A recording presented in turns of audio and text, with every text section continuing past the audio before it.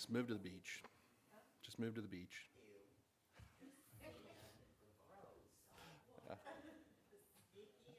I thought you hated the coast. Ask any of my friends. I hate the beach. Yeah. Well, I don't, I like being there, I just don't want to be sandy and sticky. I'm with you. I get that. I always love the air springs, you know, with ocean breeze. I'm sorry, the ocean breeze never smelled good. That's true.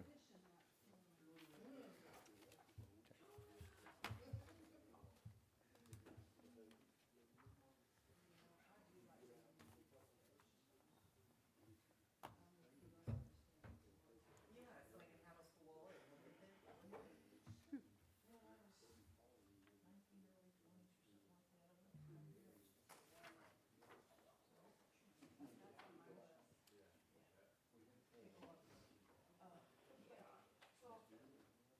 but out, I don't swim, so I just go out, kind of walk in the water. And my dad tells me, just be careful of the drip tide. Okay. But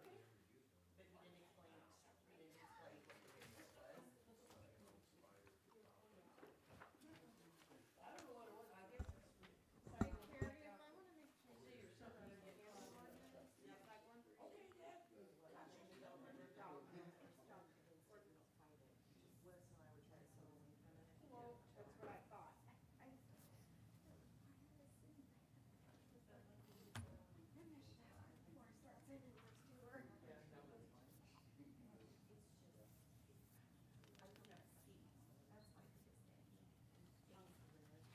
I can see, I'm okay. I thought Maui was the prettiest, but Hawaii was the most interesting because we got to walk up to the edge of a volcano. Oh, that's neat. Yeah, so that's the pictures are saved of that whole trip, is looking in the volcano. That was cool. And then about 6, 7 months after we were there, it blew. Well, good evening. I would like to call our Tuesday, February 27th meeting to order. If you guys will please rise and join us for a prayer and the pledge. Our dear Heavenly Father, we thank you for this day and the many blessings that you've given us. Lord, we thank you for this beautiful community that we're each blessed to serve, and we just ask that you be present in a mighty way tonight in this meeting, and just be with our council members as they make decisions on behalf of this community, and just give them the strength and the wisdom and the knowledge that they need to do so. Lord, we just ask that you be with us, forgive us for our sins, and just lead us and guide us. We say all these things in the name of Jesus. Amen. Amen. I pledge allegiance to the flag of the United States of America and to the republic for which it stands, one nation, under God, indivisible, with liberty and justice for all.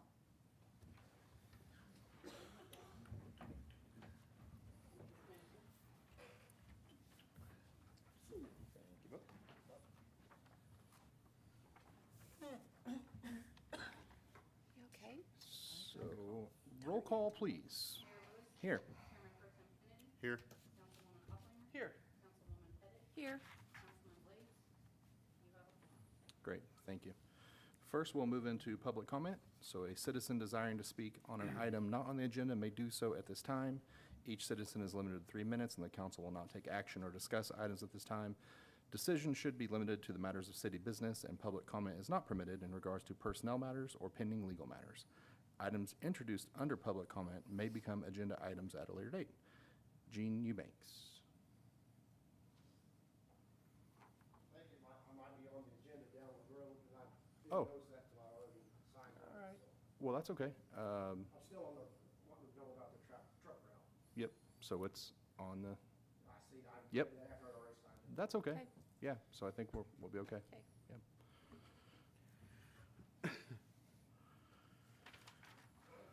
Next up, we have council forum. So, Mr. Pro Tem. So, only event this past 2 weeks was the ribbon cutting at the new airport hangars. Something I failed to mention last time was I had a meeting with Dr. Yoakum to help start trying to create a path of communication for Justin at the airport and the school for aviation as trade, so kind of helping to elevate that a little bit. And they were pretty interested. There's a curriculum program out there for it, so passing some information back and forth, and hopefully I'm about the point where they're going to kind of take it and run with it, and hopefully we can get some more kids in the air. So That's great. Awesome job. Oh, wow. Airport ribbon cutting. Same with me, airport ribbon cutting, and I got the privilege to try out the simulator. And oh my gosh, I really have a lot of respect for pilots. I don't think she knows this, but I have pictures if anyone wants to see it. So All right. Okay, Don't fly with Teresa. that's right. All right. So I had a meeting with a local business owner about the truck routes. So went well, and mainly it was just some educational points of that people with a delivery can still go wherever they need to do that delivery, and then make the shortest way back to a state route. So good discussion. The hangar ribbon cutting. Also had a phone call meeting with our new auditor. So a great kind of touch base, something that has never been done in the past. So they called and wanted to speak with me and kind of just relay, if there was anything that council in particular would like to have a focus on or a look at, to let them know. And, I thought that was kind of nice that they reached out to us and seemed to be doing a very thorough job. So I would expect, several things to come out of that, and we'll see what we get, but excited to have their expertise. So I think their advice will be good to have, so. Outside of that, you guys all have copies of 3 park board applications that we've received, so I'd like for everyone to review that, and we'll make some nominations at our next meeting. Okay. So, next up, the consent agenda, which will be the regular session minutes from February 13th, along with the February appropriations. I'll make a motion that we accept the consent agenda. second. We have a motion and a second. Please vote. Motion passed. Thank you. Having no old business, we'll move into new business. I would like to make a motion that we amend the agenda to move items 8.3 and 8.10 to the front so that we could hear from Lance and then allow him to drop off. So, Make a motion that we move the amendments 8.3 and 8.10. Is that correct? yep. Second. A motion and a second. Please vote. Motion passed. Thank you. First up, 8.3, discussion around yard waste at the wastewater plant. Council, this comes to you as a discussion item tonight based on some feedback that we've had. Since we closed the drop-off of yard waste and limbs and brush for contractors within the city, Lance has had some feedback from contractors, and he came to me, and we've kind of been tag teaming this conversation a little bit. We bring it to you as discussion tonight because we're hoping to move forward with an ordinance if we were to bring this back, but we obviously need council input on what your thoughts are on that. But the thought would be that some of the concerns Lance and I had previously were that we didn't have an ordinance. So we didn't have any written regulation or parameters to give us an ability to enforce some of those things that were happening when yard waste was coming down there. So we had contractors bringing stuff in from outside the community. It wasn't where they were doing tree work within the city limits and some things like that. And Lance is going to speak to some of that a little bit. Lance, can you hear us okay on your end? Yeah, can you hear me? So I'm Yes. gonna let him speak to some of that a little bit about what his concerns are and why we stopped that, and then why we wanna have a conversation about possibly bringing it back. Okay. Can you guys hear me okay? Yes. Yes. Yep.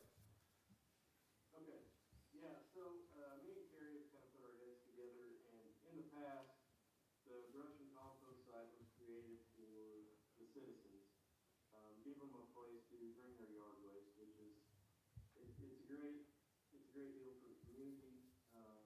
But we had some trouble with contractors, as you guys know, so we shut that end of it off. But, a lot of our local contractors, per se, weren't the problem.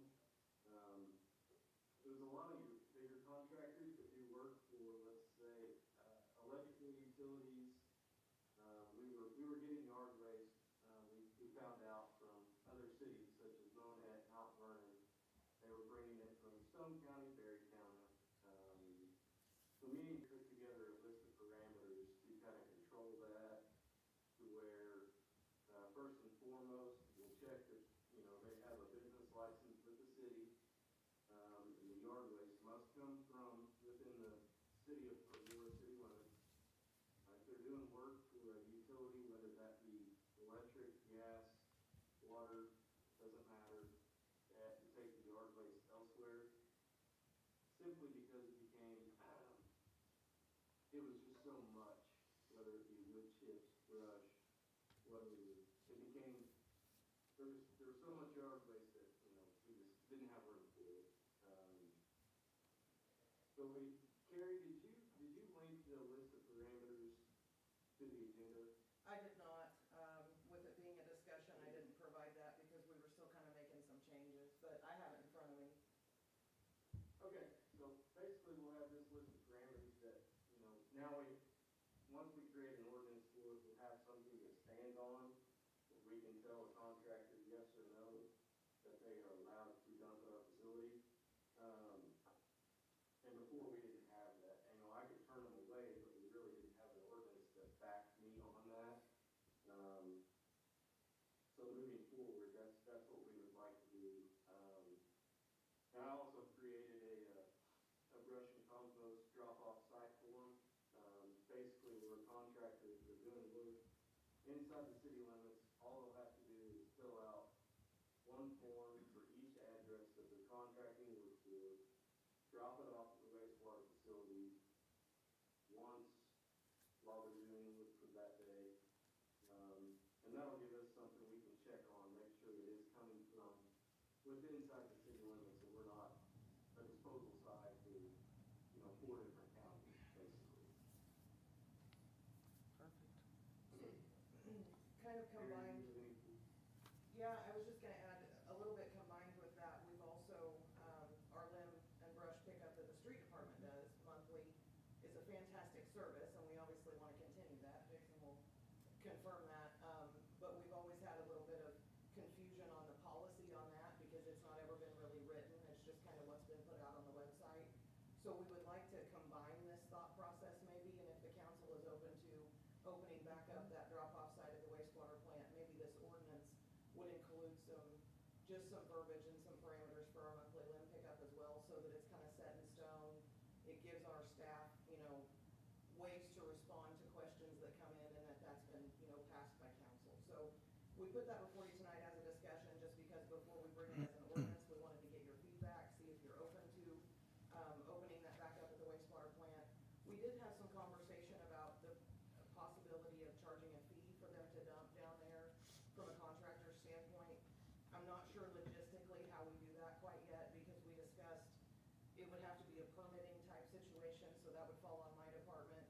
And we don't want to get to where we're splitting hairs, for lack of a better term, on this is a citizen, this is a contractor, and then how do we go out and verify, yes, that was somebody, you know, working for that person, or this was a contractor. We have a little bit of concern about, they don't need a permit if it's somebody just trimming a limb that would go along with the monthly limb pickup, versus a contractor that's making revenue from doing that in town. So we're not sure logistically how that works, but if the council would want us to explore a fee for contractors, Lance had mentioned maybe an annual fee that's a set fee for contractors to be able to utilize the site drop-off. We're open to that kind of conversation, and just wanted to get your feedback on the thought. The last thing I would want to do is to just overcomplicate something that's a good service, you know, to where it's just difficult to do. But you know, I'm not opposed if there's a good way to do a fee for commercial work, you know, something minor even. But one suggestion I might give is the ability to have just the one form with multiple addresses on it. You know, if you got one person that's working 3 yards, they can fill out one form and list the 3 yards as opposed to 3 separate forms. That may be a time saver, but yeah, I'm fine with including the. What was that, Lance? I said I agree with that. Yeah, that's the only thoughts I had. No, I think it sounds great, and I appreciate finding a middle ground to where they can still do those things without having to, you know, take that somewhere else. I also don't want those contractors having to go to another city for that service, so I think that's great. Are there very many citizens coming to dump their things at the wastewater treatment plant now that we have limb pickup? Say that one more time. Now that we have limb pickup on a regular basis, are we still having citizens bring stuff out to the wastewater treatment plant? We are? Okay. Okay. Numerous to the state, Oh, okay. I would be a little concerned about charging citizens a fee because I think that that would put a bigger burden on the street department, you know. I mean, that's what I would, The only thing we talked about in reference to the fee was possibly for the contractors. okay. I'm 100% for that, or against it either way. I will make one last note. I know Jason's guys, during their monthly limb pickup, I know they do incur, I'm not gonna say it's a lot of addresses where, tree trimming companies have just left the brush on site for the street department to pick up. But I think us allowing them and being able to regulate it will help Jason's guys a little bit monthly on their part too. It's probably worth more than any fee we might get. Yeah, I think that Yeah. just having some parameters on both sides of that with a written code gives the staff the ability to manage it a little better from every angle.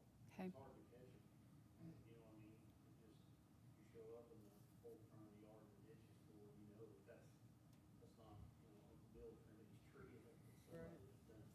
Unless it's the back of my house.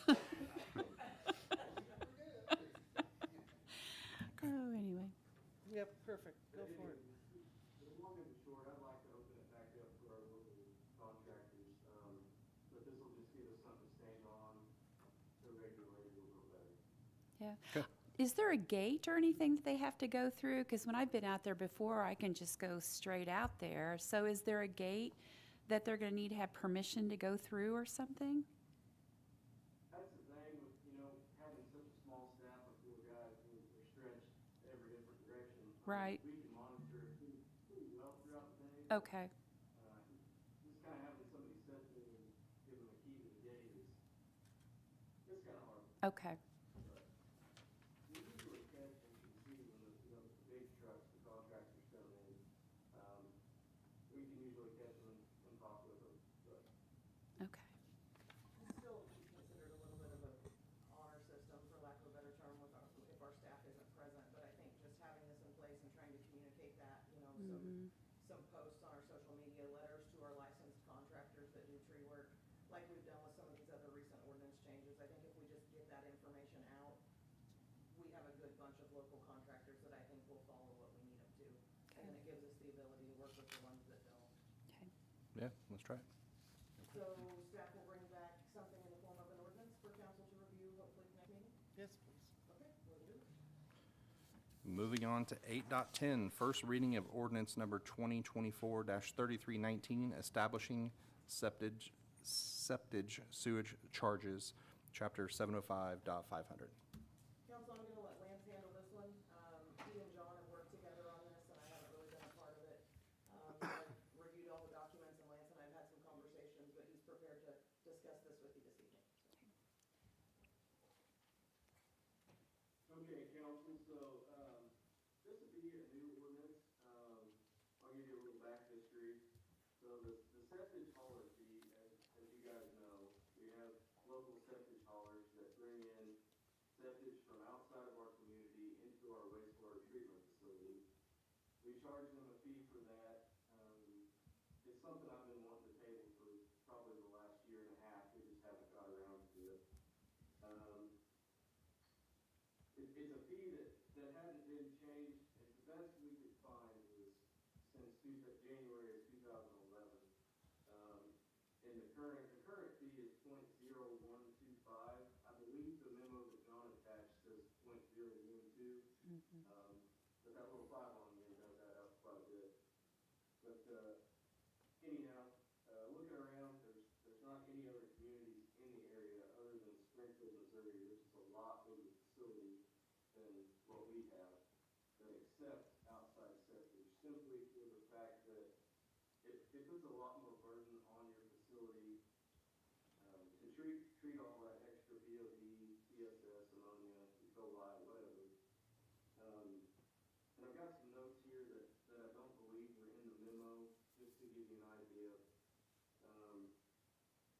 typical BOD that comes into the wastewater plant is approximately 76.6 milligrams per liter. That was just an average from 2023. And the average BOD that's in septic is 6,480 milligrams per liter, which is quite a big difference. And the TSS, our average is 98.6 milligrams per liter. TSS, total suspended solids in septic, is 12,862 milligrams per liter. So it takes a lot more to treat that kind of waste, simply because septic is broke down all the way it's going to break down.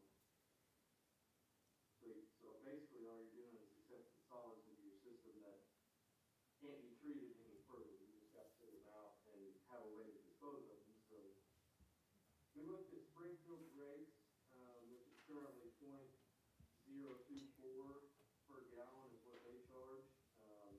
Me and John talked about it. Springfield is far the lowest way for these local homeowners in the first place than our facility. So why should we not be competitive? And two, this isn't really a fee to make money.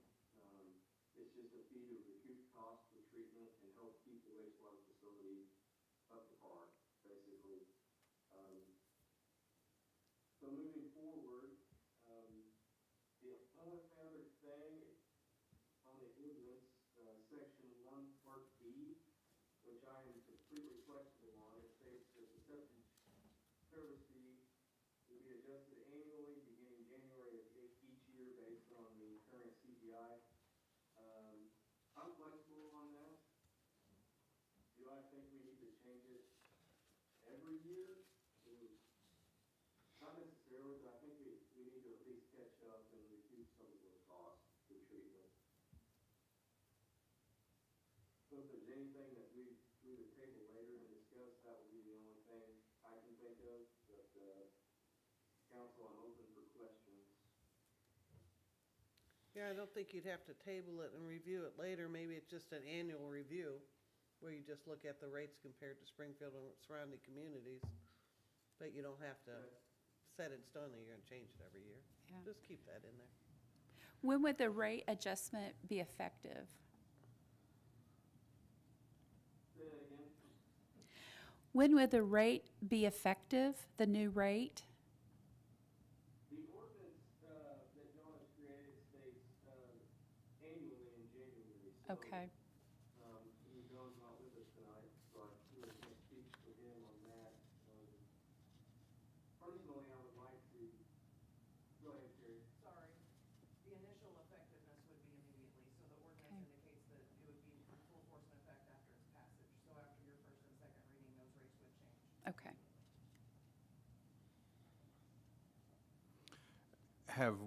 I assume we have a handful, mainly one probably major contributor that would be affected by this. Have we reached out? Is there any, I don't want them to be surprised the first time they show up with a new fee. I guess I want to communicate that as best we could, just to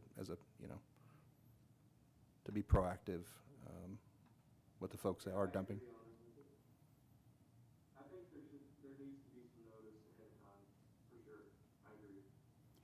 Lance, have you had any conversations with our current haulers that do bring it in? Not on creating the actual ordinance with the new fee, I have not. The only conversation I've had in the past numerous times with our number one outside contract hauler would be that he always tells me we're too cheap. So I think they're well aware that we're not recouping our costs for the service. Sure. So I think they expect it, but I definitely agree we need to give some form of notice ahead of time. Yeah, I mean, a 1,200% difference with solids versus normal is a large amount. So. Yeah, my only additional comment is either that or maybe a phased increase. I don't know which would be, gonna step it there, but I think with enough notice, you know where it's headed regardless, so. Yeah. What if we approved it with an amendment to begin it April 1st. And that way, that would give all of March to give notices and, you know, we could have a plan in place and make sure we're okay there, you know. Sound good to you, Lance? Yeah, I'm good with giving them whatever kind of notice council would recommend. I think they deserve it, for sure. Yeah, it's definitely a warranted increase, but it's a significant increase, so I want to be cautious of just, Yeah. okay. Well, if there's no other questions, I'll make a motion that we approve the first reading of ordinance 2024-3319, establishing the service charges in Chapter 705, 500, with an amendment that the new rate takes effect April 1st, 2024. Second. We have a motion and a second. Please vote.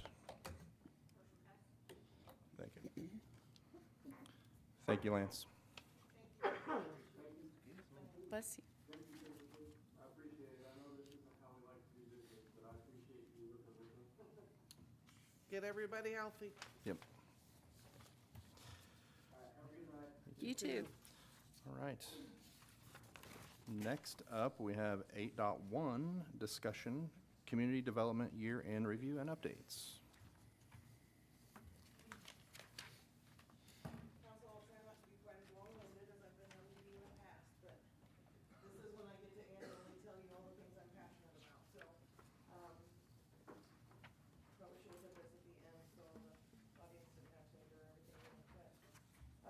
So we've continued to have a growing community, an active community, and a very, very busy community development department, so I'm excited to share those things with you tonight, and just kind of give you a brief overview. This first slide I leave in here every year just so people that see my presentation and aren't familiar with how our nuisance violations and code enforcement work can review that. I'll just kind of skip over that tonight since you guys are familiar. And as always, I'm happy to answer any questions that anyone else has. But our code enforcement contact letters or our nuisance violation notice letters, we increased in 2023. So in 2022, we sent out 936 total letters, and this last year we sent 1,218. You'll see that we had an increase in several of the areas. So trash and debris, we went from 454 to 571. So the number in parentheses to the right is my 2022 numbers, just to kind of show you some comparisons. So we've continued to be proactive. Christina continues to do a fantastic job, and we continue to respond to citizen complaints and concerns as soon as we receive those. So that's all pretty similar to years past. In terms of our summonses to municipal court, in 2023, we summoned 77, and at the close of the year, we had 12 cases pending in court. So I like to give you that number for comparison so that you can see that out of the 77 summons, we've gotten something handled, and we've got those cases closed on all but 12. And it may be that those have just been reset because they're working on it and they've had some progress and that kind of thing. So we're seeing that number have a bigger spread than it used to have. And we've been making some changes recently with our new prosecuting attorney being a part of the municipal court now. We're making some changes in terms of how we respond to some of those violations. I think we're gonna continue to see this number look better in terms of the progress that we're making and getting those cases through and closed in a more timely fashion. So I look forward to that. Demolitions is one of our big topics every year. Since 2014, when the city started our demolition program, there's been 112 properties where we've had structures demolished. 45 of those were done by the city, and 67 have been done by private property owners or outside not-for-profit organizations.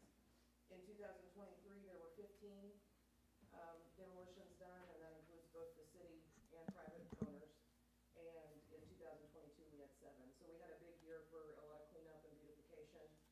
And as you guys are well aware, some of that is big numbers based on what the city did in 2023. So city-owned structures that we got demolished in 23 or shortly after, but they had begun in 23, were the Bridge House, as we lovingly call it, at 315 West St. Louis Street. 115 McNatt Avenue was a building that we gained ownership of several years ago in Northtown. The Legion Building, 17 West Cofield Street, was one that we did a sale in exchange for demolition situation, if you recall.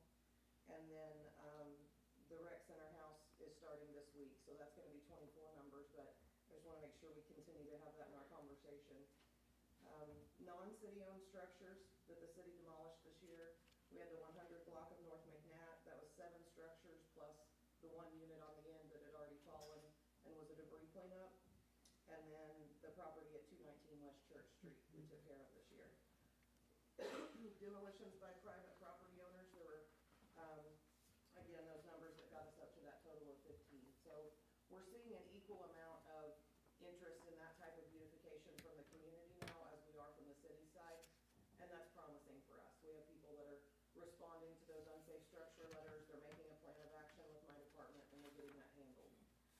I think some of that proactiveness about the nuisance violation letter process leads to some of this. We send them a notice for something as small as a broken out window, and we're having those conversations before we get to the point that the city has to spend those dollars to demo them. So I think we're making a good positive progress there, and I hope to see that continue to move forward. One of the things we've talked about in the past is a property registration program. I had talked to the council about that previously and had planned to bring it back to you. The company I was working with on that went out of business. So now I know there was a reason that I had some kind of guidance there that I was unaware of that we didn't push through with that. But I'm looking into some different avenues now for the city to just have our own ordinance and code in place to handle that without a company. I feel like we can manage that with the staff that I have now, and with a fee in place and that kind of thing. So that's what you'll see coming back before you to work in conjunction with that unsafe structure conversation in the future. I'm hoping that's in 2024. That's my plan. To show a little bit of pictures, to put it in perspective, the 2 pictures on the left you'll see are the 100 block of North McNatt. And the bottom picture on the left shows where we had had that collapse of that structure.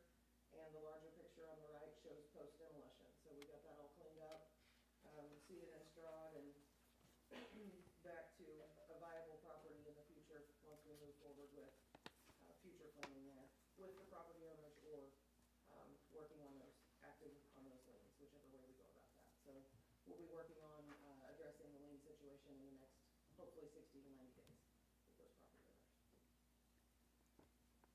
The Planning and Zoning Commission, in my update last year, I indicated to you that we were going to start training for all commissioners, specifically new commissioners, but that we were going to work on that annually. So I'm happy to report that in 2023, my entire commission did complete the training, and that was with the training set that was put out by the American Planning Association with me leading that training. So we did complete that, and they all have their certificates, and I think the mayor can probably speak a little bit as the liaison to that board or the appointed council member to that board.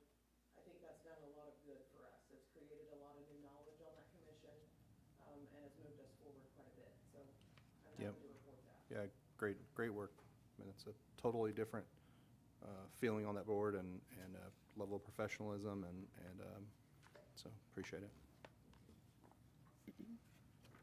When we move into the conversation about development, we've not seen any kind of decrease here on any of these numbers. So, again, you'll see that I have some of the previous year numbers there for you, but in 2023, we issued a total of 320 permits. In 2022, that was 368, so we've seen a small drop there. But some of these drops in numbers that you're gonna see this year in my update are gonna be based on the 40-home residential construction subdivision, Silver Maple Estates. So you're gonna see that our numbers were inflated a little bit there last year because of that, and some of them have come down. But we've also carried that in phenomenal ways in some other areas and have continued other growth in the place of those numbers. Aaron and I together, but most of this is Aaron, he's doing all of our inspections now, unless there's something that I need to accompany him on. He did 632 inspections last year, so if you break that down to his work week, he averages a little over 2.5 per day. And that doesn't sound like a lot, but when he has all these other things to address and phone calls and code research and those kind of things, he's a busy guy. And we've re-implemented something that was kind of a problem in the past, was a courtesy inspection. So we might have somebody call in and say, hey, I'm about to add on to my house. Can you come out and look at it and tell me what I have to do to be compliant with the city's code? And previously, prior to me leading the department, it was always a, no, we can't go see anybody without a permit. And I just didn't like how that felt. So we've implemented courtesy inspections, for lack of a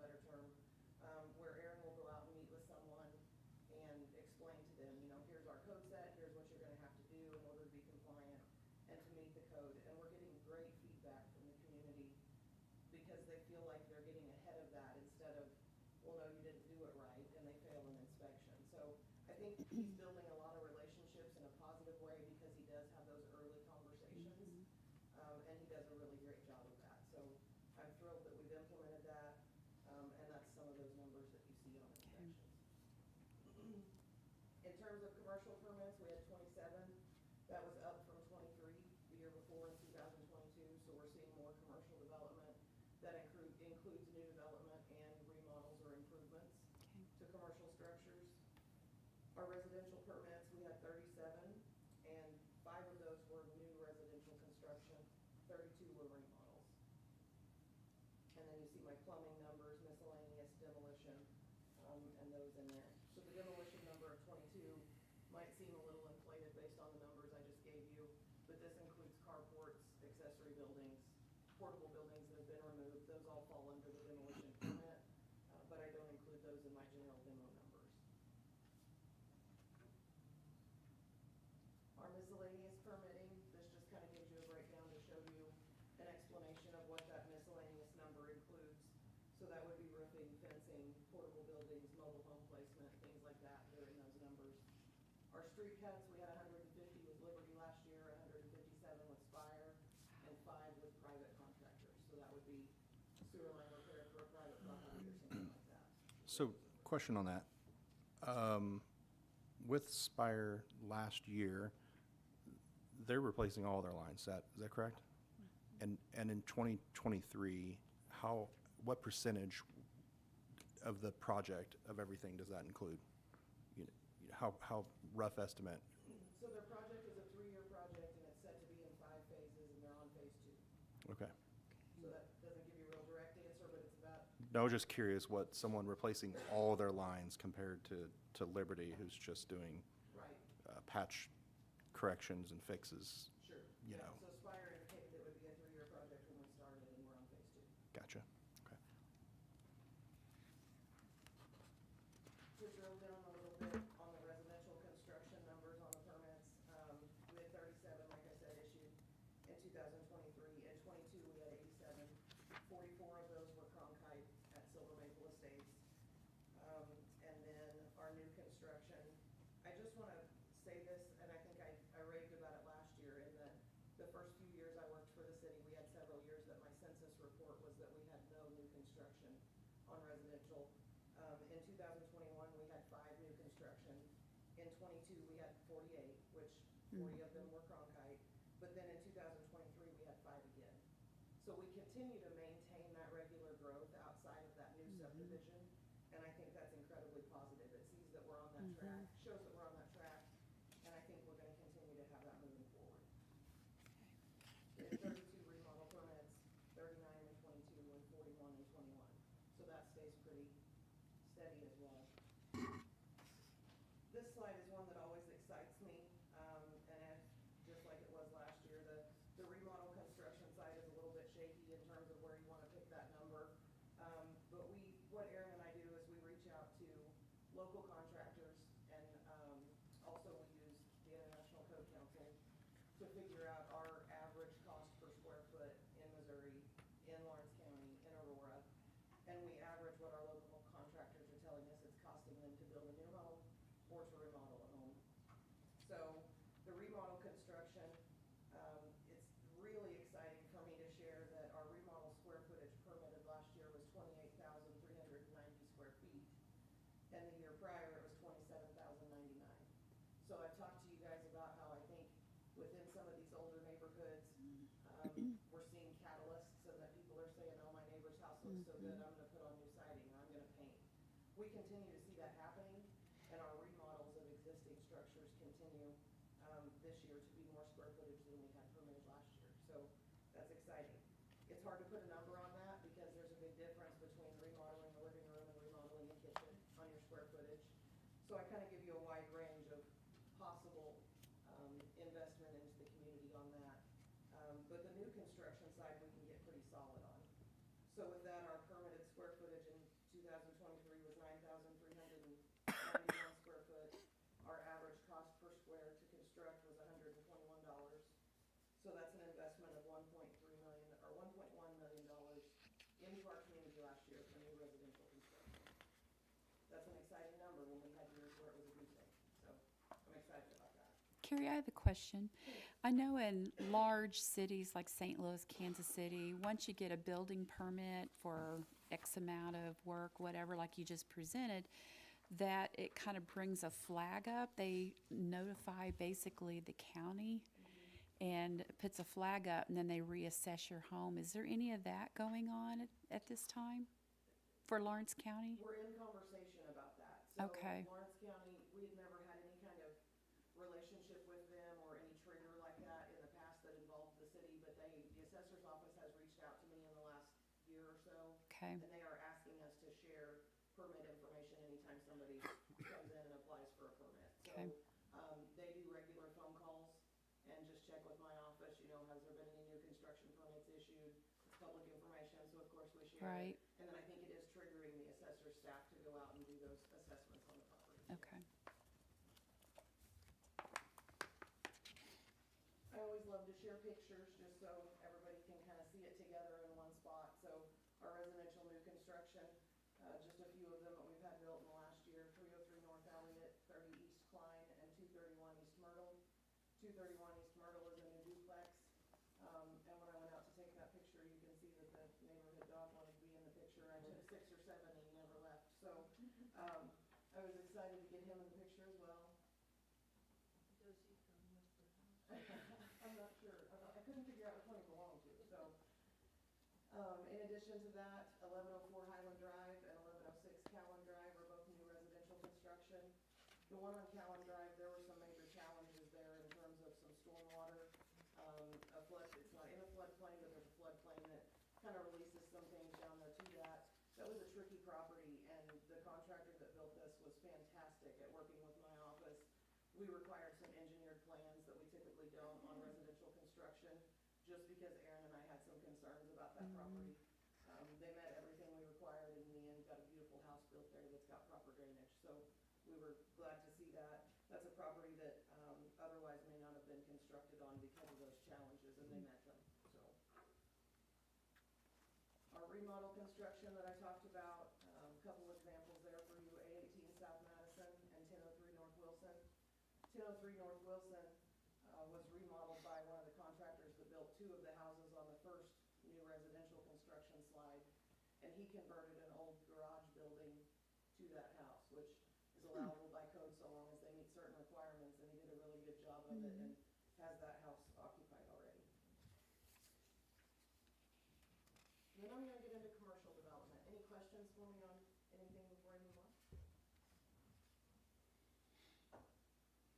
Our commercial development, my numbers get a little bit confusing here in some areas. What I tend to try to give you guys in my update is projects that have finished or kicked off within the year. So you may see some projects here that I have this dollar amount figured in, but it may not be finished until 2024, but it broke ground in '23. I try to be very meticulous about making sure I don't count that 2 years in a row, but I may speak to some things that have gone on for more than 1 year. So in 2022, we had 3.86 million invested into the community, and in 2023, that jumped to 4.1. Wow. Good. So, really excited to see that continue to grow. When we had so many big commercial development projects in 2022, I was just really hopeful that we continue that forward movement, and we really have. So one of the big aspects in that number in 2023 was the come and go at 129 East Theron. Cost of development there was 1.6, and they are open and functioning well. And the feedback from their corporate office was that they had one of the biggest grand openings there that they've had at any store in Southwest Missouri, and they're thrilled with how well it's doing. So I think we'll continue to see good movement there in terms of our tax that we collect from that. The Public Works building, I have included some of our big city projects in this presentation this year. I think sometimes we talk about everything going on in the community, and I just kind of glaze over what the city's doing because it's the city. But these are big things that the council has approved. It's big things that are helping our staff and providing things that benefit the services to the community. So I wanted to make sure I include them this year. So the new Public Works building at the street department broke ground in December. Completion will be this year, and that cost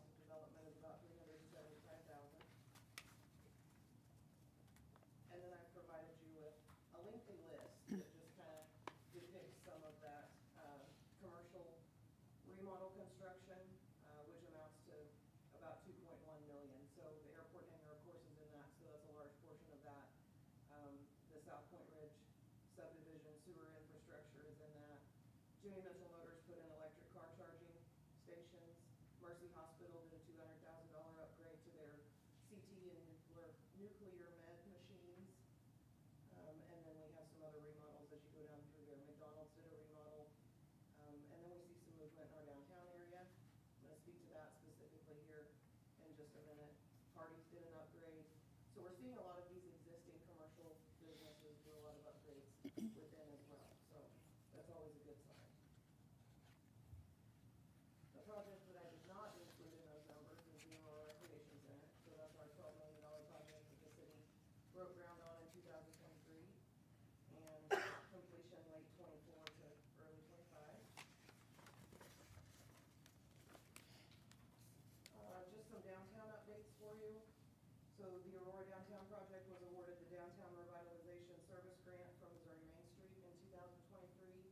And I want to make sure that we keep plugging that there will be the first town hall meeting for that. It's scheduled for April 4th here at City Hall at 6:30, here in council chambers. So we want to try to get as much of the community out for that meeting as we can to get a lot of feedback and input and an important learning experience to see what this grant program and what this process looks like for the community as well.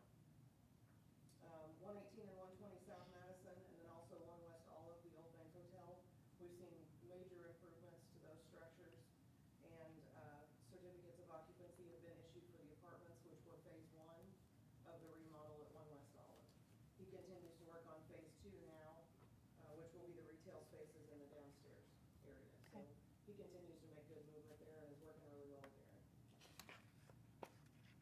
We had 1 annexation in 2023 with the South 39 Center, just south of Walmart and our other shopping centers out there. I think that was a great addition. So that is 5 commercial spaces there, and 4 of them are currently occupied and in use. So it was a great addition to the city, and I'm very happy with the fact that they approached us and wanted to join. Our city-owned empty lots, we had 10 lots that we sold on GovDeals online auction, and they sold for a total of $100,300. That's all been collected now. And then we still have 3 lots that remain city-owned from that initial list that I brought to the council. We are having some conversations about what we're gonna do with those moving forward. So I talked to you about pocket parks, green space, things like that. And we're working on some future planning and ideas on that that we'll bring back to the council. When we get some things put together for that. The new entrance gate to the cemetery, this was at year end in 2022, so I'm a little late on that being part of the presentation, but I just think that our cemetery is such an important part of our community. It's beautiful. Brad and his staff do a great job maintaining it, and that was such a good improvement there. So I just wanted to make sure that I included that since it was at year end in '22, and give them a little shout out. The Aurora School District, I've included a picture of the improvements that they've done to the armory, and they continue to be a really good partner for us. You know, we've talked in the past about construction and things like that. They're an exempt entity, so they don't always have to work with my department on permitting and plan review and things, but they continue to do so. So from that aspect, I'm thrilled with the partnership and the relationship we have with them, and they continue to make improvements to their district properties that are good for us as well. Business licenses, that's managed by Kami's office in terms of the general merchants, but the contractor's licenses are managed by my department. So we kind of run into each other on that, and we kind of partner on it on a regular basis. So I wanted to be sure to share those numbers. General merchants, we currently have a total number of 272 general merchant licenses. In 2023, we had 31 new ones. So that may be something, you know, at-home sales out their front door, but it also is some new storefronts. So 31's a good number, and we're excited about that. Contractor licenses, Crystal is super thrilled to announce that we almost have as many of those as we do general merchants now. That means she's been very busy. The total of those is 249, and we had 71 new contractors get licenses in 2023. That just shows you, along with this development, that we have lots of stuff going on in town. Is there any way that the public could get access to who is licensed? Like when they're choosing to do a project and they, you know, are looking for a plumber or an electrician or whatever, is there any way they could look at who is licensed with the city or not? So we don't currently have talked about that. Uh-huh. However, if people call and ask us for recommendations or anything to that extent, depending on the type of contractor they're after, we may not have very many licensed, and we'll tell them, you know, who we have. We don't make any specific recommendations for Right. one single contractor, but we will give them 3 to 5 names. We don't put them in any order, but we do supply to them, you know, that this is Okay. a licensed contractor. If it's a type of contractor that we have a lot licensed, we sometimes can email them the list. Crystal can do that and send it to them. It's just not readily available. Okay. So that's something on our list of things. We'd like to see that work into our website, but it's ever changing every day. So that's gonna be something, I wanna make sure we have proper review and handling of updates to that website before we go there with that. Okay. I know you've had, nothing to do, but at MML, maybe last year or 2 years ago, I don't remember, we attended a session where they talked about having visual things for code, so putting code in visual, which I think it's great. Aaron's going out and meeting with these folks. We got people probably in our community that don't have the ability to read or understand maybe some of the code, and I think the point of that thing we attended was if you got a picture, some people can look at that and say, okay, I know what to do, and I can follow that. I would love to see, along with that at least on our list somewhere, and I think that would be a wonderful addition. I know would be quite a big undertaking, but as a hope, a wish list item, We've actually already started that. Okay, awesome. So it is an expansive project to put that together. Also, we're not graphic designers, so Aaron and I plug away at it a little at a time. So he's found something that he really likes and says, I'd like this figure to be illustrated. So we're calling it a flyer that will accompany, a handout that will accompany the building permit. And so we're working on that, getting it put together. We'd intended to have it ready before now, but Yeah. is a bit. But Yeah. that is something we're working on. And Awesome. we want it to be in color illustrations. You'll see in an ordinance later tonight that we've started putting in an illustration straight in the code. Yeah. And I think that is a very positive thing. I've also had some conversations. Holly has made a recommendation to me to consider a Hispanic version or, other languages that we might need a version of documents, so that in the event that we have someone come in, we can give them paperwork that's in their language, so there's not a barrier there for us to make sure that Right. you understand that code.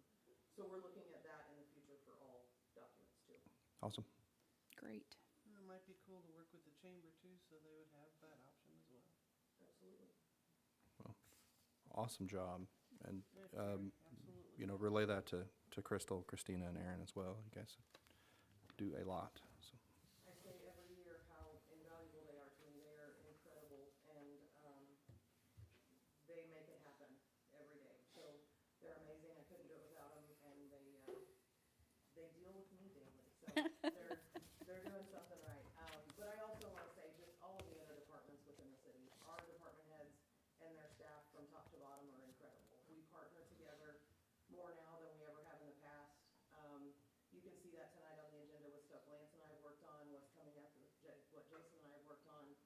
I call the police chief or the fire chief and say, we have a concern, and I've not even hung up the phone and they're there. So that kind of support throughout the city is amazing, and that helps us all get these balls across the finish line. So I just want to give a shout out to all the other departments for what they do for each other. That teamwork matters. So. Awesome. Thank you. Next up, 8.2, Fire Department Year-End Review Update. Glad I don't have to follow Carrie.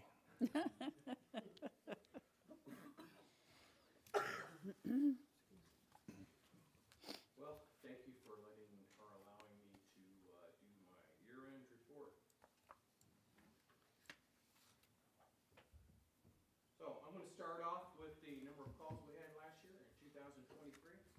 And we had 1,171 calls for service. And out of that, we had 117 fires, 680 EMS calls. And we had, see that, it looks like 36 MVAs, which is motor vehicle accidents. And then helicopter standbys, 95. And other is in 233, which that's fire alarms, CO detectors going off, lift assist, those items. Okay. All fall into that other one.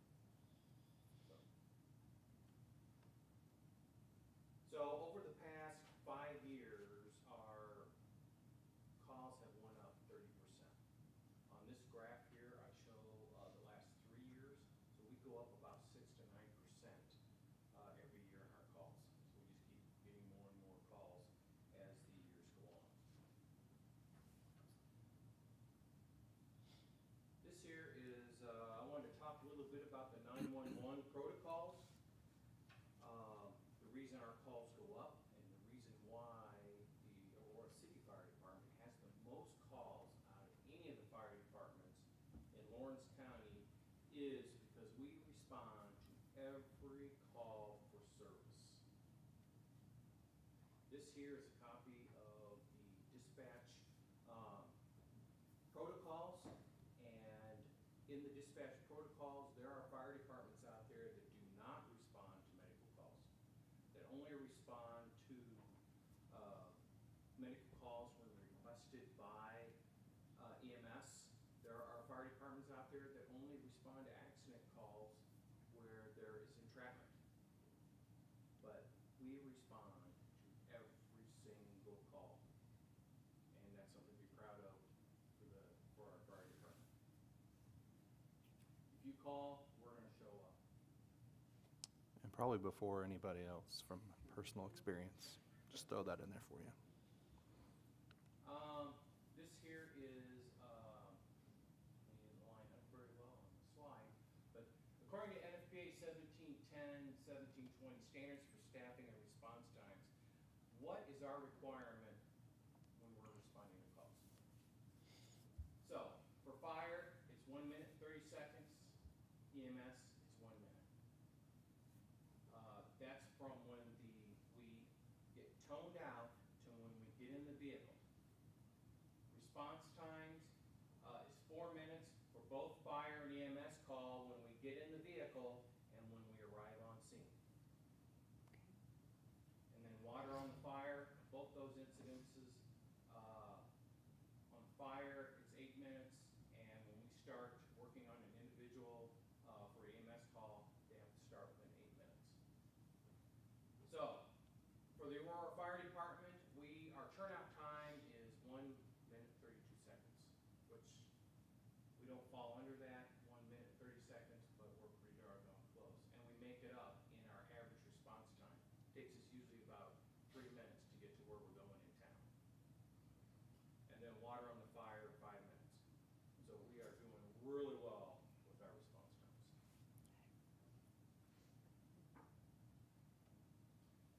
Something we started last year for 2023 was company inspections.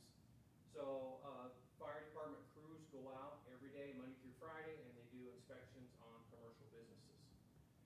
I shouldn't say inspections, they are surveys, because we do not do any enforceable. Penalties or? Yeah. So basically what we do is we make recommendations for corrections, and usually the business owner will correct the problems. We go back in 30 days and it's fixed. So that's really good. We did 252 inspections last year. Two findings that we have found, which most common were fire protection equipment not up to date for inspections. In other words, hood systems in restaurants were not checked every 6 months. They may not be cleaned every year. Fire extinguishers, we have found some of them that hadn't been looked at for 5 to 8 years. So that's the number one thing that we have found out. We found out sprinkler systems, people just can't afford, so they just don't have them checked or repaired. They just trim them. And occupancy change. We have gone into businesses, we get the list from Carrie Howard, and we go into a business, and lo and behold, there's something else in there that's not, it's contradicting to what's on the list. So there's been an occupancy change. When you have an occupancy change, you usually have a change in the code book of what codes you follow. So for instance, there's a repair shop, an auto repair shop here in town. We found an apartment in the back of it. So that immediately changes the occupancy for that. It's not only a garage, but now it falls under, apartment or residential. So we have found those. Probably one of the biggest things that concerned me was a realtor office where fireworks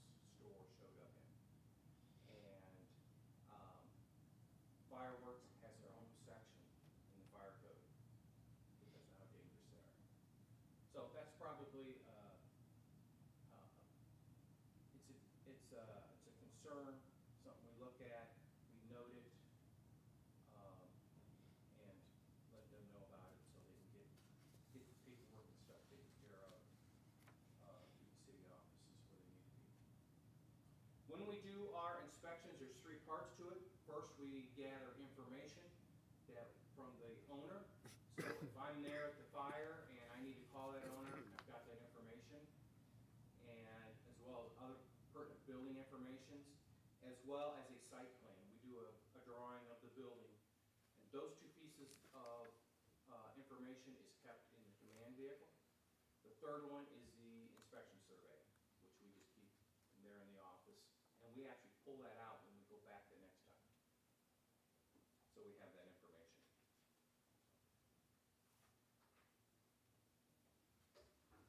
Last year, we attended a lot of events last year, got a lot of comments. People like us there. We will continue to do that this year. So, as you know, if you hear people in town having an event, want us to be there, we'd be more than happy to go. And we do go to all the city events, or at least try to be there to each one of them. Department training, I'm gonna kind of zip through these slides. So we did some training this year, and basically our goal for training, or my goal for training, as well as my captain's, was I wanted all the volunteers trained at the same level as our career guys. They may not be certified as firefighters, but they will be trained to that same level. And so this past year, we did propane training. We had an outside agency come in and help us with that. We did swift water rescue training with the rural fire department. We have our own set of criteria or job that we do when we go with the rural fire department. So they have to vote. We are the shore people. So those duties are outlined of what we can do. We built an extrication maze to help us with our extrication equipment, which was kind of fun, something above and beyond. Self-contained breathing apparatus, breathing training. We've held several events last year, indoor hockey, basketball, to help the guys with controlling their breathing. Ladder and pump training, we did a lot of this. One thing I wanted to make sure of after what happened on one of our earlier fires is I wanted every member of the fire department to be able to operate that ladder truck. If we have a crew go to anywhere when requested for that ladder truck, or if we need it here in town, they need to be able to set it up, they need to be able to pump it, and they need to know how to use it, plain and simple. So last night we did, we worked on the roof on a house over in Hadley. That's one of the biggest things with a ladder truck is we need to cut holes in the roof. And so we practiced that. But yes, that ladder truck is a very important piece of equipment. It's requested by other agencies, and we are learning how to use it. Accomplishments. One of the first things I did was identify Station 2. As I've told several people, when I first came to town here, I looked all over for Station 2 and couldn't find it. So we put signage on it, and this is part of our branding that we are doing within the fire department. And which brings me to my next slide. Probably one of the best investments we did last year was purchase this tent. It goes with us to all the city events. And it's a great tool. It's bright. It's exciting to look at. It draws people to us. It's a great deal. As you see on there is our new patch is on the tent. You can see our patch design up on the corner there. That is another branding. Firefighter Stice, and he made that patch, designed it, and everybody approved it, and so we had it done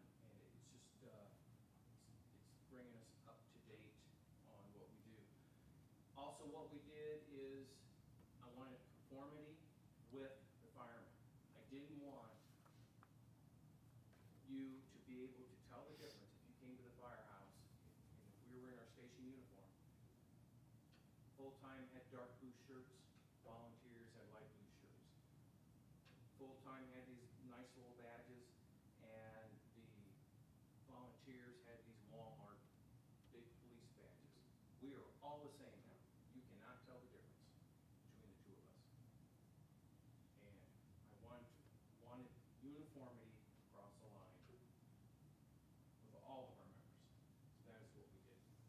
In fact, one of our area departments here saw us in our uniforms, and they kind of got jealous, went back to their trustees. I was there at their meeting, and they said, we've got to get shirts and badges like they got. So they did. We went and bought some too. One of the other things I wanted to do is camaraderie. When I first started here, I was told by the full-time people, you don't associate with the volunteers. But we do. So we eat together, we have cookouts, all our training is together, and we're having a great time. And I rely on all those guys. They have to work together. They have to know their job, whether they're both full-time or volunteer. And one of the first things I did when I came also was safety. I'll share a little story. I went on my first accident, and I get there, and I went up to the driver of the rescue truck, and I says, safety vest. He said, oh, sure, yeah, right here. And he opened up the cabinet door. He gave me this bag, and it had safety vests in it. He gets out one, gives it to me, and he puts it back in the cabinet, shuts the door, and walks off. And I turned around, and I said, where's your vest? Oh, we don't wear them. I says, everybody's got to wear them. So I went back to the station, talked to the crews. We all wear our safety vests when we're on the roadway working. Don't want anybody hit. We also put traffic cones out. Bought a lot of traffic cones. We get them set out. We initially do that when we first arrive on scene. So we get traffic diverted. There's nothing more dangerous for us than when we have traffic that's stopped on the roadway. Sometimes there's nothing you can do about it. Other times, we are going to be sure that we are safe out there. When the fire department is on scene on the roadway, it's our scene. We're in charge. We are going to protect the policemen, we're going to protect our members, and we're going to protect the people who are involved in the accident, as well as the traffic. So we're going to take care of that. One of the other things we did is, it surprised me when I started that there was none of the chevrons on the back of any of the trucks. You can't order a new fire truck without chevrons on it. That's been a safety standard for years. But I guess you can buy a truck, you can order a truck without it, but you have to sign a waiver saying that that's a safety requirement you're not going to follow. So what we did with the ladder truck, as you see up there, is we put these little stickers. Cost us about $300 for those stickers, and we put it on the back, and the roads show up at night. And we are going to do the same way with the other engines. Good. So, safety first. Did you see how you spelled first? So another thing I wanted to do,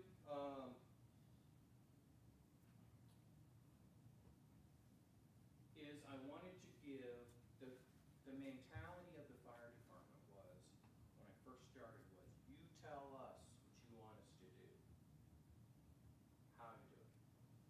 Okay, I want you to go up on the roof. I want you to cut a 4x4 foot hole with the saw. No, that's not what I do. The firemen, I need to tell them, ventilate the roof, and they should already know how to do it.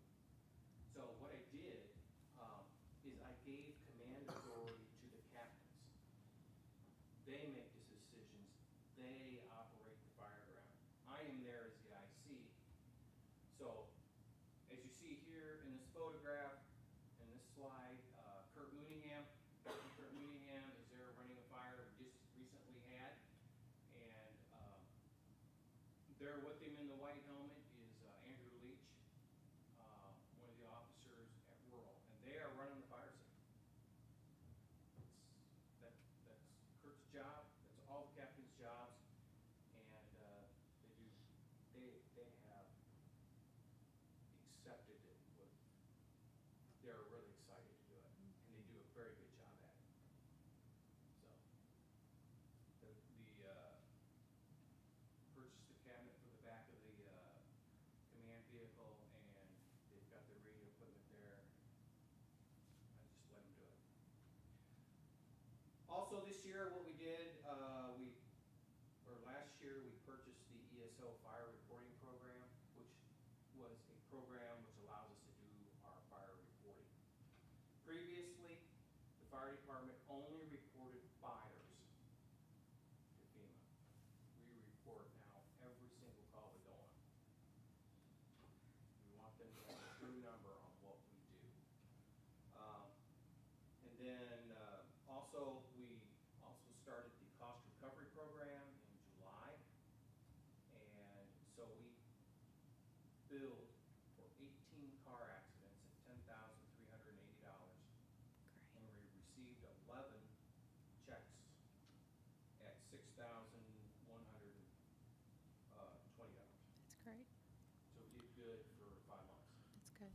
We actually had a council member from Jefferson City reach out to me this week and asked me about that very program, and came and got me that number. I shared with him, and so I think they were going to implement it based off of us doing it. So I think maybe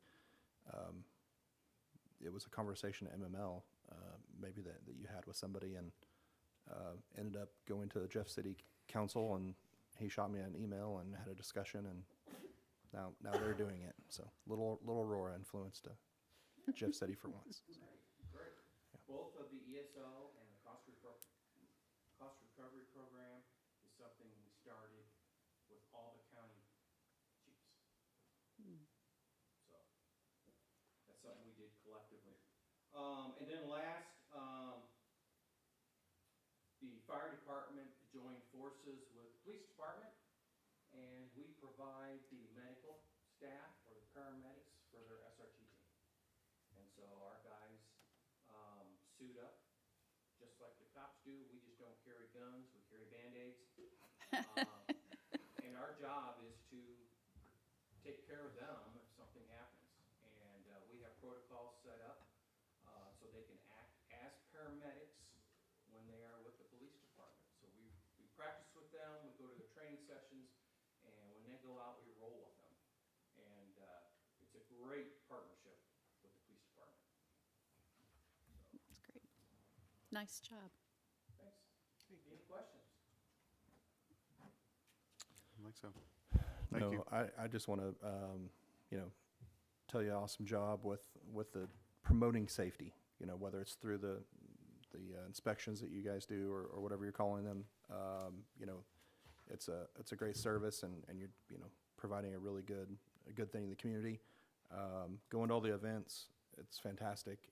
I've heard people at events talking about the fire department and talking about wanting to be a volunteer, and it's awesome to see those numbers and a full staff of volunteers. It's great, and just like partnering with the SRT team, that's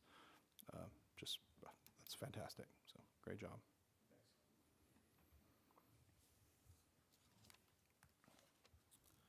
Okay, well, next up we have 8.4, resolution number 2024-1961, Board of Zoning Adjustments appointment.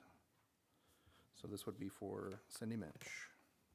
Make a motion that we accept resolution 2024-1961 for Ms. Witt. Second that. I have a motion and a second. Please vote.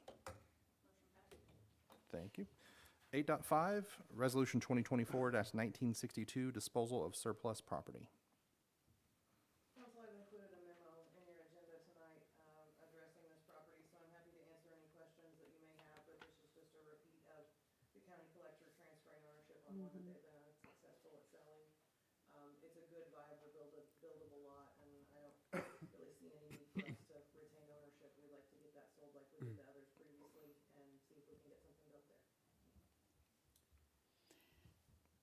I'll make a motion to approve Resolution 2024-1962. Second.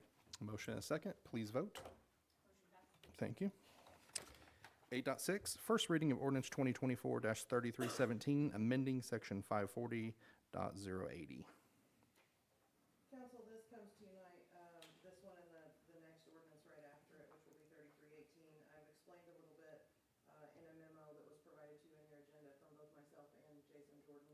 Jason's here tonight to speak to this. I'm going to let him speak to it a little more than I will. But we just feel like we got it right the last time in July, but we feel like maybe we can improve on that a little bit. We've had a lot of feedback from some contractors as well as city engineers, and just taking another look.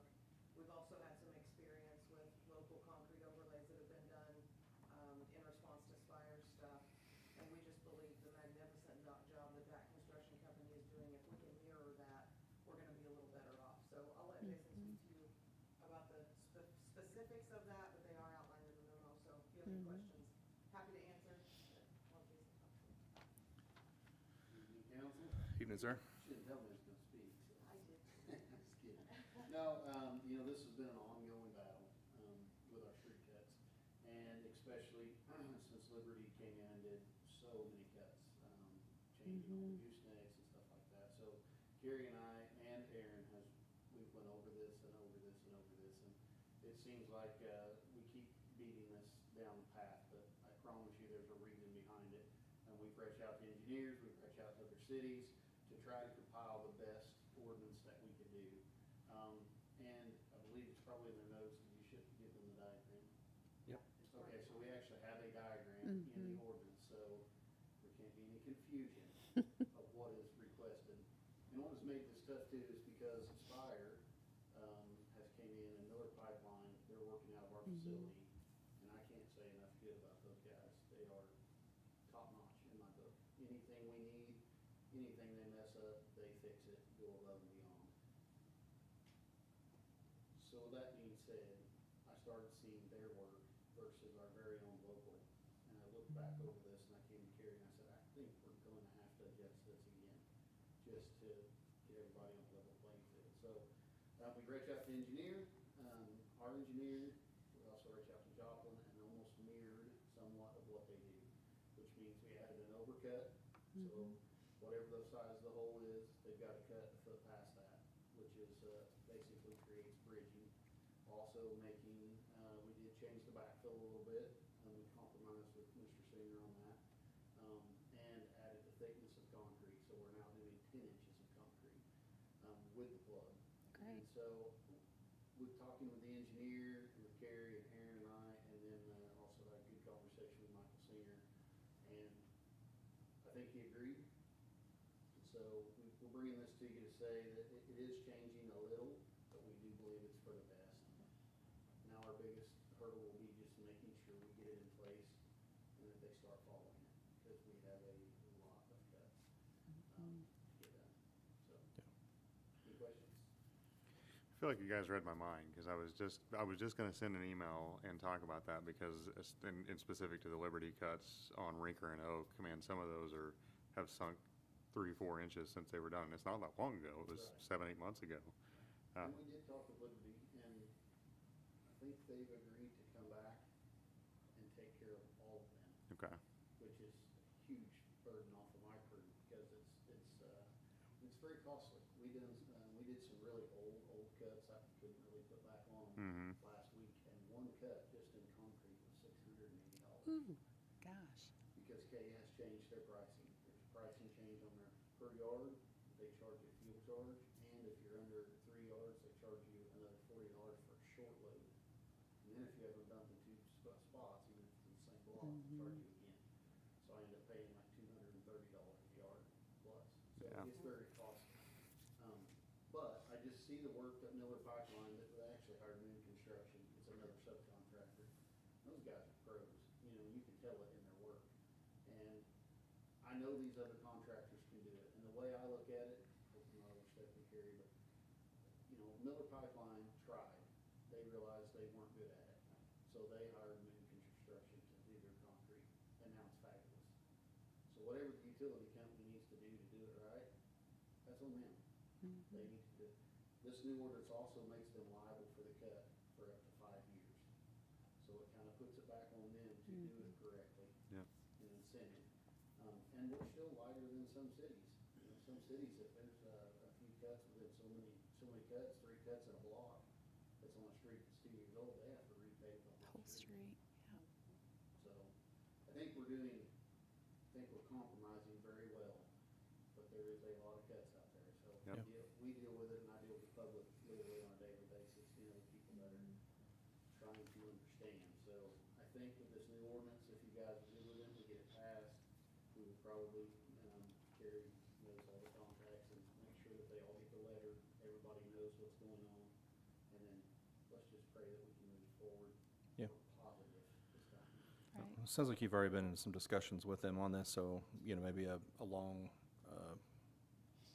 lead up isn't needed here. And, I would just say, don't worry about changing. If we need to change it 5 more times, then so be it, as long as we get it right, And it's possible, but we've really worked really, we've had 2 and 3 hour sessions of really hammering this out. Yeah. Reading it, like Carrie's very good about writing it, she types it all up, because she can type it up a million times faster than me, and then she'll read it, and we'll both go, yeah, that sounds stupid. So we need to reword it, you know what I mean? Because Yeah.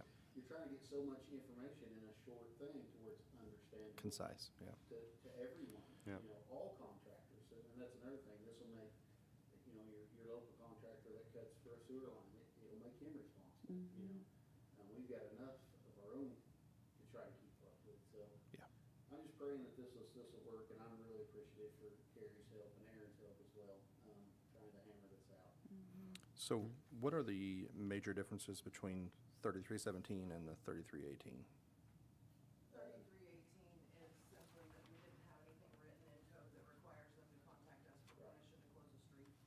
So that's just a quick update to a separate section. Instead of amending that entire chapter again, I did 2 ordinances, so it was a little shorter. Okay. And that 3318 will just give them, outline that they've got to call us for permission to close a street before they do so. Gotcha. We were getting calls that why is the street blocked, and I didn't know. And so, I would say this, we had a great conversation with Liberty as well, and with the men that we work with, and it has changed drastically. Great. I mean, we are contacted on even though we're not having to go out and inspect because of this new thing, we can, but we don't have to. They're still contacting us on every street so far, every cut, and any road closure, so Okay. positive. Good. Great. Any questions, team, on this one or the next one before we bust through them? I don't think so. Okay. I'll make a motion to approve ordinance 2024-3317. That's the first reading. I'll second that. Motion and a second, please vote. I'll make a motion to approve the second reading of ordinance 2024-3317. Second. Motion and a second, please vote. Make a motion that we approve the first reading of ordinance 2024-3318. Second. Motion and a second, please vote. And the second reading, I'll make a motion that we approve second reading of ordinance 2024-3318. Second that? Motion and a second, please vote. Great. Skipping 8:10, we've done that. 8.11, first reading of ordinance 2024-3320, amending Schedule 6, truck routes. Council, I'm not used to doing that at the same time.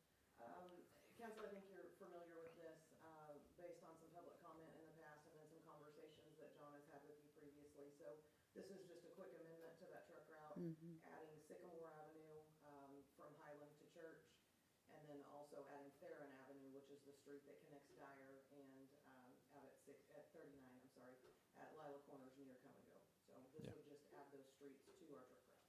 Okay. I just want to tell you guys thanks for, coming and handling this the proper way and as opposed to other ways that there are that may not be the proper channel. So appreciate that. We try and get it right, but, sometimes we miss a thing or two. So appreciate the understanding and, hopefully this is the last update, but if we've missed another street, we'll make it right, so. Did you have anything else you wanted to say? Okay, great. Make a motion, we accept the first reading of ordinance 2024-3320. Second that. We have a motion and a second. Please vote. Thank you. Awesome. All right, next up, we have staff reports, city manager reports. Or should we call it the assistant city manager report tonight? Council, you'll see the, Thank you. city manager's report tonight, I put together for you, based on information we did have our regular department head meeting this morning. Just a couple of things I wanted to point out to you. I'll just let you read it and ask if you have any questions. I'm happy to answer them. But a couple of things I wanted to draw some attention to. Hudson Street pedestrian crossing. We did have a meeting, between staff, so the police chief, myself, city manager, and street superintendent all met with hospital staff.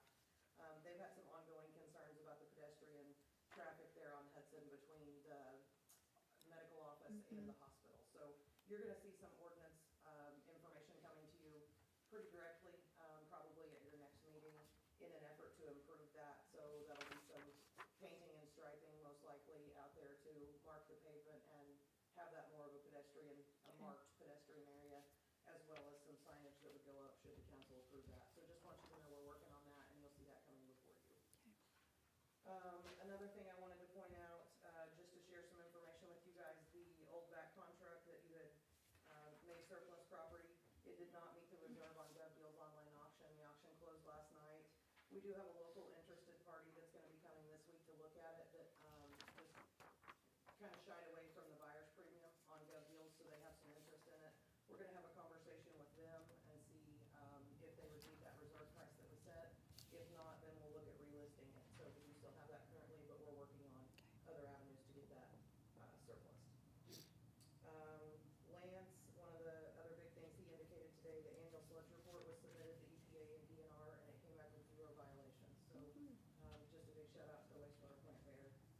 Admin and finance, Jesse indicated this morning that the preliminary on-site audit work was completed by KPM last week.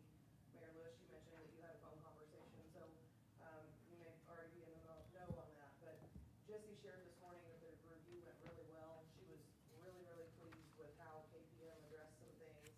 And she said it didn't sound like they were gonna have a lot of new recommendations, but she did learn a lot and plans to make some internal changes. So I just wanted to share that she's really happy with that. It went well, and they'll be bringing their report to you at a May meeting. So that's their plan.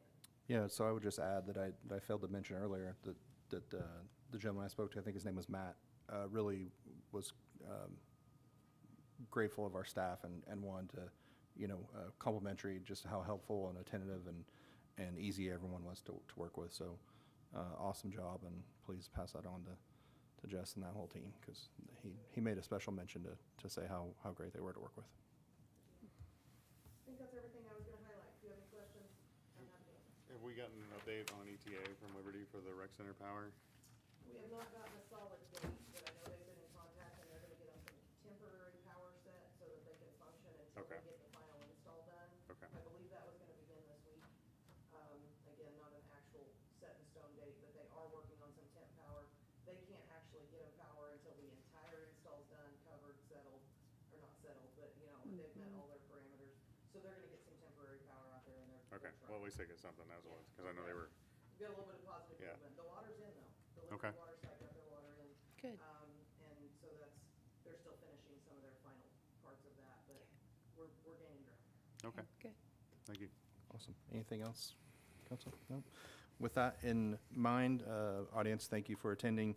I'm going to make a motion that we move into closed session pursuant to RSMO 610.021 for 1, legal action, 2, leasing, purchasing, sale of real estate. Second that. Thank you, Teresa. May roll call vote, please. Mayor Lewis. Yes. Chairman Pro Tem Kennedy. Yes. Councilwoman Upton. Yes. Councilwoman Bennett. Yes. Councilman Bleaks. You are in closed session. Thank you. We're going to take a 5-minute Yeah, and- break, please. I was gonna ask you that, I Blow was my like, nose. I'm not gonna make the same mistake I did last time. Oh. You have a good evening, Pat.